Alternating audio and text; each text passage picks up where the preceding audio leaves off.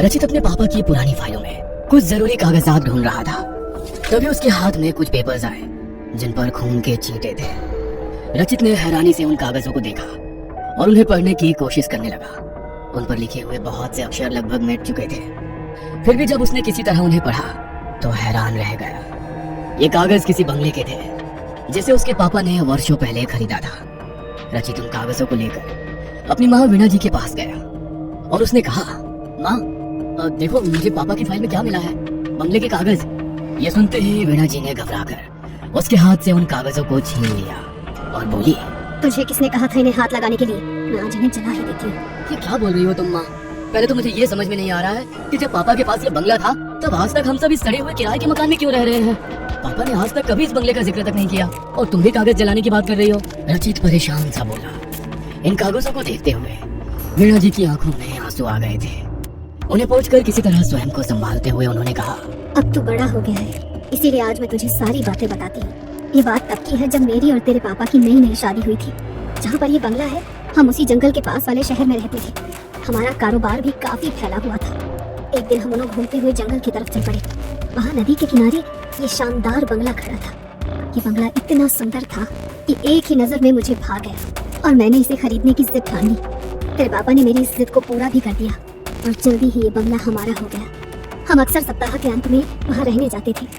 एक दिन बंगले को सजाते हुए मेरी नजर एक पेंटिंग पर पड़ी जो इसी बंगले की थी, पर वो बहुत ही पुरानी और डरावनी थी। मैंने उसे दीवार से उतारा और कूड़ेदान में फेंक दिया। ऐसा करते ही मानो बंगले में तूफान आ गया। उसकी दीवारों में दरारें पड़ गई और वहाँ से खून रिसने लगा। इससे पहले कि हम कुछ समझ पाते, अलमारी से निकलकर बंगले के कागज हमारे सामने हवा में नाचने लगे और उन पर खून के छींटे पड़ने लगे। साथ ही वातावरण में एक भयानक आवाज गूंजी, अगर अपनी जान बचानी है तो अभी के अभी यहाँ से चले जाओ और वापस लौटकर कभी मत आना। हमने जैसे तैसे अपने आप को संभाला और वहाँ से बाहर निकल गए, लेकिन पता नहीं मुझे क्या सोची कि मैं बंगले के कागजों को समेट कर अपने साथ ले आई। अब मुझे लगता है कि मैंने ये बहुत भारी भूल की थी। इस घटना का तुम्हारे पापा के दिमाग पर बहुत बुरा असर हुआ। धीरे धीरे हमारा व्यापार भी डूबता चला गया। हमारे अपनों ने हमारा साथ छोड़ दिया। तब हम सभी परिचितों और रिश्तेदारों से दूर इस शहर में रहने आ गए। तुम्हारे पापा नौकरी करने की हालत में नहीं रह गए थे, इसीलिए मैंने घर की जिम्मेदारी उठाई। बाकी तो तुम सब कुछ जानते ही हो कि तुम्हारी नौकरी लगने से पहले हमने किस तरह दिन गुजारे हैं। अपनी माँ से सारा वृतांत सुनकर रचित भी दुखी हो गया। उसने वीणा जी के हाथ से बंगले के कागजों को लेकर उन्हें वापस फाइल के हवाले किया और खामोशी से दफ्तर जाने के लिए तैयार होने लगा। आज दफ्तर में भी रचित के दिमाग में उस बंगले की ही बातें घूम रही थी और काम में उसका बिल्कुल भी मन नहीं लग पा रहा था। क्योंकि थोड़ी ही देर में कंपनी के बॉस मिस्टर धर्मी के साथ उसकी मीटिंग थी, इसलिए ना चाहते हुए भी मन मारकर उसे कॉन्फ्रेंस हॉल की तरफ जाना ही पड़ा। मीटिंग के दौरान मिस्टर धर्मिक ने नोटिस कर लिया कि रचित कुछ परेशान सा है। रचित उनके प्रिय कर्मचारियों में से एक था, इसलिए उन्होंने उससे उसकी परेशानी की वजह पूछी। सहसा रचित को याद आया कि मिस्टर धर्मिक अक्सर काली शक्तियों के विषय में पढ़ते रहते हैं और उनके विषय में वो खोजबीन भी करते रहते हैं, इसलिए उसने उन्हें सारी बात बता दी। रचित की बात खत्म होने के बाद मिस्टर धर्मिक ने कहा, तुम्हारी बातें सुनकर ऐसा लग रहा है कि इस बंगले का रहस्य उसी पेंटिंग में छुपा हुआ है जिसे तुम्हारी माँ ने कूड़ेदान में फेंक दिया था। आज शायद वो समय आ गया है कि मैंने अपने गुरुजी से जो सीखा है मैं उसका उपयोग करूं, इसलिए हम कल ही उस बंगले में चलेंगे। लेकिन अगर हम दोनों को कुछ हो गया तो? नहीं, मुझे बहुत डर लग रहा है सर। रचित घबरा कर बोला। धर्मिक ने उसे समझाते हुए कहा, डरो मत, हमें कुछ नहीं होगा। मैं आज रात कुछ विशेष पूजा करके हमारी सुरक्षा का सारा इंतजाम कर लूंगा। अब तुम घर जाकर आराम करो, मैं भी आज छुट्टी लेकर अपने घर जा रहा हूँ। घर आकर जब रचित ने वीणा जी को मिस्टर धर्मिक के साथ बंगले में जाने की बात बताई तब उन्होंने उसे रोकने की बहुत कोशिश की, लेकिन रचित को मिस्टर धर्मिक पर पूरा भरोसा था। अगले दिन तय समय पर मिस्टर धर्मिक रचित के घर आए। वीणा जी ने उन्हें भी समझाने की बहुत कोशिश की, लेकिन मिस्टर धर्मिक ने कहा, आंटी आप घबराइए मत, ईश्वर चाहेंगे तो आपका बंगला जल्दी आपको वापस मिल जाएगा। बस आप बंगले के कागज मुझे दे दीजिए।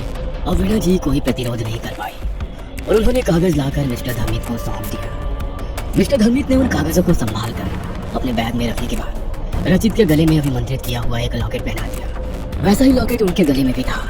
चाहे कुछ भी हो जाए रचित, इस लॉकेट को तुम अपने गले से मत उतारना। ये अगले 48 घंटों तक हमें बुरी शक्तियों से बचा कर रखेगा और हमें नींद भी नहीं आने देगा। मिस्टर धर्मिक के कहने पर रचित ने हामी भर दी। 7 घंटों के लंबे सफर के बाद मिस्टर धर्मित और रचित की गाड़ी उस बंगले के बाहर खड़ी थी। ये बंगला पूरी तरह से उजाड़ हो चुका था। उन दोनों ने जैसे ही बंगले के अंदर जाने के लिए उसका दरवाजा खोला, वहाँ तेज आंधी शुरू हो गई। फिर भी वो दोनों डरे नहीं और मजबूती से एक दूसरे का हाथ थामकर बंगले में प्रवेश कर गए। बंगले के अंदर घुप अंधेरा था, लेकिन मिस्टर धर्मित पूरी तैयारी के साथ वहाँ आए थे। उन्होंने तुरंत अपने बैग से बड़ी बड़ी मोमबत्तियां निकालकर जला दी। इन मोमबत्तियों से एक खास किस्म की खुशबू आ रही थी। अभी वो दोनों आगे कुछ सोचते कि तभी बंगले में से किसी के हंसने की आवाज आने लगी। इस हंसी के थमते ही वहाँ एक दूसरी आवाज गूंजी। आपको क्या लगता है इन मोमबत्तियों की मदद से तुम हमें यहाँ से निकाल दोगे? यह असंभव है, असंभव। इसलिए मुझे बुझा दो और यहाँ से चले जाओ। यह सुनकर रचित और मिस्टर धर्मित थोड़ा सा घबरा गए। रचित कुछ कहना चाहता था, लेकिन मिस्टर धर्मित ने उसे चुप रहकर पेंटिंग ढूंढने का इशारा किया। वो दोनों अपने हाथ में मोमबत्ती लेकर अपने काम में जुट गए। लॉकेट और मोमबत्तियों के कारण बंगले में मौजूद काली शक्तियाँ इनके पास नहीं आ पा रही थी, लेकिन वो उन्हें डराने की भरपूर कोशिश कर रही थी। अंदर अंदर थोड़ा डरने के बावजूद वो दोनों बिना रुके अपने काम में लगे हुए थे। समय बीतता जा रहा था, लेकिन उनकी तलाश खत्म ही नहीं हो रही थी। 24 घंटे गुजर चुके थे। उनकी लॉकेट की शक्ति खत्म होने में भी बस 24 घंटे ही शेष थे। ऐसा लगता है कि हम सफल नहीं होंगे, रचित ने धीरे से मिस्टर धर्मित से कहा और गुस्से में उसने अपने पैरों को जोर से फर्श पर पटका। ऐसा करते ही उसका पैर फर्श को तोड़ता हुआ थोड़ा अंदर चला गया। ये देखकर मिस्टर धर्मित फर्श के गड्ढे में रचित के फंसे हुए पैर को बाहर निकालने के लिए थोड़ा झुके तो उनकी नजर फर्श के अंदर दबी हुई पेंटिंग पर पड़ी। रचित और मिस्टर धर्मित ने मिलकर किसी तरह वहां से वो पेंटिंग निकाल तो ली, पर इसके बाद वो दोनों बहुत ज्यादा थक गए थे, इसलिए वो थोड़ी देर वहीं पर बैठ गए। मिस्टर धर्मित ने अब ध्यान से इस पेंटिंग को देखना शुरू किया तो उन्होंने पाया कि इस पेंटिंग में एक खास तांत्रिक कोड में इस बंगले का राज लिखा हुआ था। उन्होंने अपनी आंखें बंद करके अपने गुरु को प्रणाम किया, जिनसे उन्होंने तंत्र विद्या सीखी थी। इसके बाद उन्होंने इस कोड को तोड़ना शुरू किया। धीरे धीरे बंगले के सारे राज उनके सामने स्पष्ट हो गए। किसी जमाने में इस बंगले की जगह कुछ तांत्रिकों का आश्रम था। वो अपनी काली सिद्धियों के जरिए सारे संसार को अपना गुलाम बनाकर उन पर अपनी हुकूमत चलाना चाहते थे। जब इस गांव के मुखिया को इस विषय में पता चला, तब उसने अपने गुरु से सलाह मशवरा करके उन तांत्रिकों को उनके आश्रम के साथ ही जला दिया। इसके बाद उनके गुरु ने वहां मौजूद राख से यह तस्वीर बनाकर इसमें उनकी कहानी छुपा दी और उसके फ्रेम को मंत्र से बांधकर उन तांत्रिकों की बुरी शक्तियों को उन्होंने इसमें कैद कर दिया। साथ ही उन्होंने मुखिया जी को आदेश देकर आश्रम की जगह ठीक इसी तस्वीर की तरह दिखने वाला बंगला यहाँ बनवा दिया। आश्चर्य से मुंह खोले सारी कहानी सुन रहे रचित से मिस्टर धर्मित ने आगे कहा, तुम्हारी माँ के द्वारा पेंटिंग उतार कर फेंकने से इसका फ्रेम टूट गया और इसमें कैद काली शक्तियाँ बाहर आ गई, तो अब क्या करें? रचित ने संशय से पूछा। मिस्टर धर्मित ने ध्यान से पेंटिंग के फ्रेम को देखते हुए कहा, हमें ये फ्रेम दोबारा बनाना होगा, लेकिन इसके लिए उसी पेड़ की लकड़ी चाहिए जिससे ये पहले बना था। ये पेड़ इसी जंगल में है, लेकिन कहाँ ये मुझे नहीं पता। तुम जल्दी जाओ और उसे जाकर ढूंढने की कोशिश करो, तब तक मैं पूजा की तैयारी करता हूँ। और सुनो, संभल कर जाना, वो काली शक्तियाँ तुम्हें डराने की कोशिश करेगी, लेकिन अभी हमारे लॉकेट में 18 घंटे की शक्ति बची हुई है, इसलिए घबराना मत। मिस्टर धर्मित की बात सुनकर रचित जब पेड़ ढूंढने के लिए निकला, तब बुरी शक्तियाँ भी उसे रोकने के लिए उसके पीछे चल पड़ी। कभी वो रचित के आगे गहरे गड्ढे का भ्रम पैदा करती, तो कभी उस पर हड्डियों और खून की बारिश करती, और कभी डरावनी आवाज में उसे यहाँ से वापस जाने के लिए धमकाती। लेकिन रचित मिस्टर धर्मित की बातों को याद करते हुए चुपचाप आगे बढ़ता रहा। उसने लगभग पूरा जंगल छान लिया, लेकिन उसे वो पेड़ नहीं मिल पा रहा था। 6 घंटे गुजर चुके थे और अब रचित पर निराशा हावी होने लगी थी। उसने मन ही मन अपने ईश्वर को याद किया और उनसे मदद की गुहार लगाते हुए फिर से आगे बढ़ने लगा। अचानक ही उसकी नजर एक छोटे से मंदिर की तरफ गई, जो पेड़ों की झुरमुट में छिपा हुआ था। मदद की आशा से रचित उस तरफ बढ़ गया। जैसे ही उसने मंदिर में कदम रखा, एक आवाज आई, आओ, मैं कब से तुम्हारी ही राह देख रहा था। रचित हैरानी से आवाज की दिशा में बढ़ा तो उसने देखा वहाँ एक बेहद वृद्ध साधु समाधि में लीन थे। रचित ने जब उन्हें प्रणाम किया, तब साधु बाबा ने अपनी आंखें खोली और उसे आशीर्वाद देते हुए बोले, हम कब से इसी दिन की प्रतीक्षा कर रहे थे जब तुम यहाँ आओगे। आओ, मेरे साथ चलो। रचित मंत्र मुग्ध सा उनके साथ चल दिया। उन्होंने रचित को एक पेड़ की तरफ इशारा किया और अपने थैले में से निकालकर एक कुल्हाड़ी भी उन्होंने उसे दे दी। रचित ने जैसे ही पेड़ से लकड़ी काटी, वो पेड़ वहां से ऐसे गायब हो गया जैसे कभी उसका अस्तित्व ही नहीं था। साधु बाबा ने अब रचित को एक मंत्र देते हुए कहा, इस मंत्र का जाप करो, यह तुम्हें तुरंत ही बंगले में पहुंचा देगा। जाओ, जल्दी जाओ, समय बहुत कम है।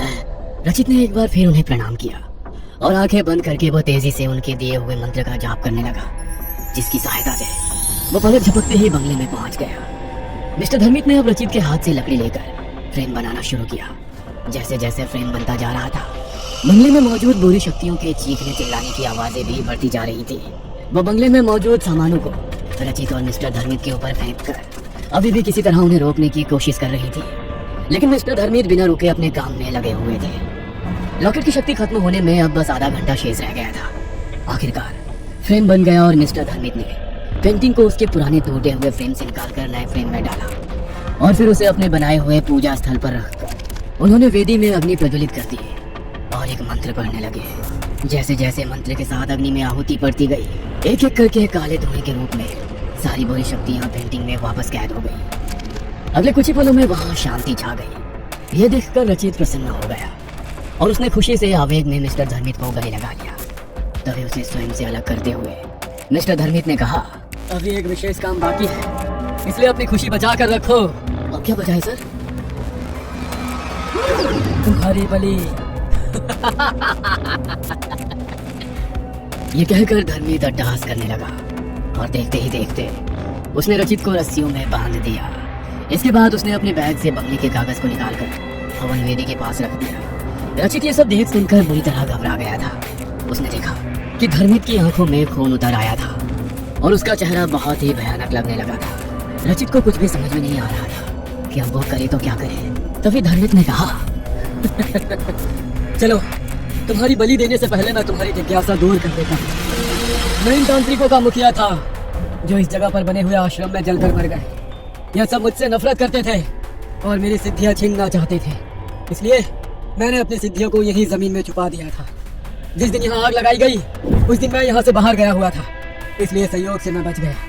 जब इस जगह से जुड़ा विवादित मामला ठंडा पड़ गया तब मैं यहाँ छुपाई गई अपनी सिद्धियों को वापस लेने आया, लेकिन तब मुझे पता चला कि इस जगह को पवित्र मंत्रों की शक्ति से बांध दिया गया था। अब मैं चाह कर भी कुछ नहीं कर सकता था, इसलिए चुपचाप मैं सही समय की प्रतीक्षा करता रहा।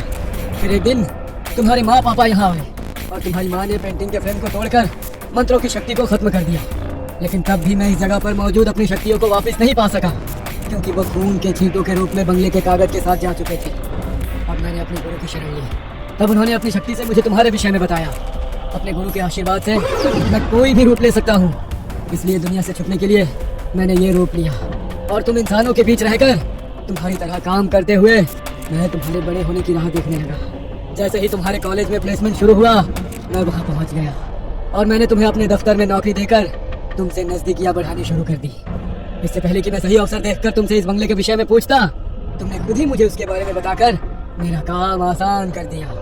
अब इन सभी मृत्यु तांत्रिकों की शक्ति भी मेरे वश में आ चुकी है, जो कभी मुझसे मेरी शक्तियाँ छीनना चाहते थे। बस एक इंसान अर्थात तुम्हारी बलि देते ही मैं इस असीम शक्तियों का स्वामी बन जाऊंगा और ये सारी दुनिया मेरी मुट्ठी में कैद होगी। आप ऐसा नहीं कर सकते। अगर मैं वापस अपने घर नहीं पहुंचा तो मेरी माँ पुलिस में जाएगी और तब आप पकड़े जाएंगे। रचित ने हिम्मत जुटाकर कहा। प्रत्युत्तर में धर्मित ने हंसकर कहा, जब तक तुम्हारी माँ को तुम्हारे हश्र की खबर होगी तब तक मैं सर्वशक्तिमान बन चुका होऊंगा। रचित को अब अपनी मौत साक्षात सामने नजर आ रही थी। उसने अपनी आंखें बंद करके अपनी माँ पापा और ईश्वर को याद किया। उसे पछतावा हो रहा था कि काश उसने अपनी माँ की बात मान ली होती और यहाँ ना आया होता, पर अब क्या हो सकता था। इसलिए वो चुपचाप अपनी नियति की प्रतीक्षा करने लगा। धर्मित ने अब वापस मंत्र पढ़ना शुरू किया। जैसे ही उसने रचित पर अभिमंत्रित राग फेंकनी चाहिए तभी आवाज आई, रुक जाओ। धर्मित के साथ साथ रचित ने भी चौंक कर अपनी नजरें उठाई तो सामने वही साधु बाबा खड़े थे जो जंगल में रचित को मिले थे। उन्होंने तत्काल अपनी शक्ति से रचित के बंधन को खोल दिया और उसी बंधन में उन्होंने धर्मित को बांध दिया। इसके पश्चात साधु बाबा ने कहा, अपने साथियों की बिखरी हुई शक्तियों को तो ही समेट सकता था, इसलिए मैं अब तक रुका हुआ था। अब जब तूने इन सबको वापस फ्रेम में कैद कर दिया है तो अब तेरे नष्ट होने की घड़ी भी आ चुकी है। आप ऐसा नहीं कर सकते, मेरे गुरु मुझे बचा लेंगे। ये कहकर धर्मित अपने गुरु को पुकारने लगा। साधु बाबा मुस्कुराए और बोले, ओह पाखंडी, जो कभी मेरा शिष्य और तेरा गुरु हुआ करता था अब कभी तेरे पास नहीं आएगा। देख मैंने उसका क्या हश्र किया है। साधु बाबा के हाथ घुमाते ही रचित और धर्मित के सामने किसी चलचित्र की तरह धर्मित के गुरु के जलकर मरने का दृश्य घूमने लगा। नहीं, ऐसा नहीं हो सकता, यह असंभव है। धर्मित गुस्से से चीखा। साधु बाबा ने कहा, कुछ भी असंभव नहीं है। जो इस संसार में आया है उसे एक ना एक दिन यहाँ से जाना ही पड़ता है। बस सबका अपना समय तय होता है। तेरे कपटी गुरु को मारने के लिए मुझे जिस शक्ति की जरूरत थी वो आज ही मेरी सिद्धि पूरी होने पर मुझे मिल गई और मैंने तत्काल इस बुराई को नष्ट कर दिया। बस अब हमेशा के लिए नष्ट होने की बारी तेरी है। उनकी बात सुनकर रचित की हिम्मत बढ़ी और वो फुर्ती से उठकर साधु बाबा के पास चला गया। इससे पहले कि धर्मित कुछ कर पाता, साधु बाबा ने उसकी मुट्ठी में मौजूद राख अपनी मुट्ठी में खींच ली और उसे धर्मित के ही ऊपर फेंक दिया। राख के पड़ते ही वहां से धर्मित और बंगले की पेंटिंग धुआं बनकर हवा में विलीन हो गई। बुरी शक्तियों के मिटते ही बंगला सूरज के पवित्र प्रकाश से जगमगा उठा। साधु बाबा ने रचित को आशीर्वाद देते हुए कहा, अब यह बंगला हर तरह की समस्या से मुक्त हो चुका है। तुम अपने माता पिता को यहाँ ले आओ और अपने पिता के साथ मिलकर फिर से उनका व्यवसाय शुरू करो। धर्मित का लिखा हुआ आत्महत्या पत्र कल उसके दफ्तर में पहुंच जाएगा। तुम जब तक वहां पहुंचोगे वहां मौजूद सभी लोग भूल चुके होंगे कि तुम कभी धर्मित के साथ कहीं गए थे। रचित साधु बाबा को प्रणाम करने के लिए उनके पैरों पर झुका। उसके झुकते ही साधु बाबा वहां से अंतर ध्यान हो गए। रचित ने अपना बैग उठाया और बंगले में ताला लगाकर गाड़ी की तरफ चल दिया। यहाँ से वापस जाते हुए वो खुश भी था और दुखी भी था। उसे खुशी थी कि उसके पापा की मेहनत की कमाई से खरीदा हुआ यह बंगला भूतिया नहीं रहा था, लेकिन साथ ही उसे दुख भी था कि उसने बिना सोचे समझे धर्मित जैसे धोखेबाज पर भरोसा करके अपने साथ साथ अपने परिवार को भी मुश्किल में डाल दिया था। वापस अपने शहर पहुंचकर जब रचित ने अपने माँ पापा को धर्मित की सच्चाई बताई तब वो दोनों भी हैरान रह गए। मीणा जी ने तुरंत भगवान के आगे माथा टेका कि उन्होंने रचित को इतनी बड़ी मुसीबत से बचा लिया था। कुछ दिनों के पश्चात रचित अपने माँ पापा को लेकर पुनः उस बंगले में आया और साथ ही उसने अपने पापा का व्यवसाय भी एक बार फिर से शुरू किया। उसके पापा की मानसिक हालत भी अब सुधरने लगी थी। साधु बाबा के आशीर्वाद से एक बार फिर बुराई पर अच्छाई की जीत का प्रतीक बनकर यह बंगला अपनी रौनक से जगमगाने लगा था।